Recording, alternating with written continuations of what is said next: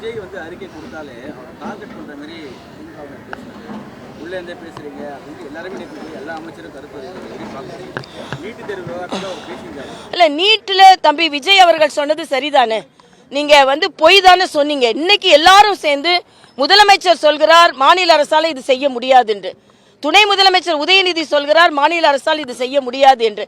நான் கேட்கிறேன், செய்ய முடியாதுன்னு இன்னைக்கு தெரியாது, முதல்ல தெரியும். அப்படி என்றால் முதலமைச்சர் முதல் கையெழுத்து நீட்டை நீக்குவோம் என்று ஏன் சொன்னார்கள்?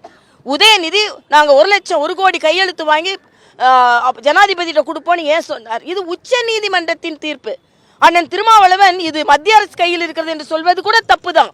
இது உச்ச நீதிமன்றத்தின் தீர்ப்பு.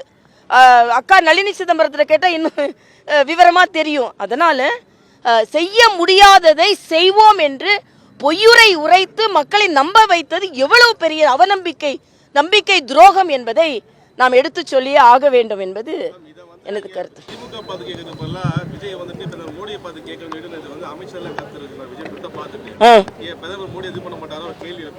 இல்ல, ஏன் மோடி ஒன்னும் செய்ய முடியாது? இது வந்து செய்யக்கூடியது உச்ச நீதிமன்றம்.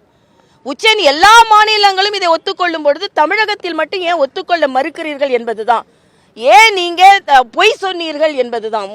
மரியாதைக்குரிய பாரத பிரதமர் அவர்கள் உச்ச நீதிமன்றத்தின் தீர்ப்பை இல்லை, அது மட்டும் இல்ல, மருத்துவர் என்ற முறையில சொல்றேன், சாமானிய மக்கள் கூட அவர்கள் பயிற்சி பெறுவது கூட கிடையாது. நான் கேட்கிறேன், தமிழக அரசு உடனே தடுக்க வேண்டும் என்றால் பயிற்சி நிறுவனங்களை நீங்க தடுங்க. மக்கள் தானாகவே படித்து நீட்டில் பல குழந்தைகள் தேர்வு பெற்றிருக்கிறார்கள் என்பது எனது கருத்து. அவர்களை என்னால் அறிமுகம் கூட செய்ய முடியும். அதனால சாமானியர்களுக்கான ஒரு திட்டத்தை வேண்டாம் என்று சொல்வது திமுகவின் பழக்கமாக இருக்கிறது என்பது எனது கருத்து. செய்திகளை உடனுக்குடனும் துல்லியமாகவும் தெரிந்து கொள்ள சப்ஸ்கிரைப் பண்ணுங்க.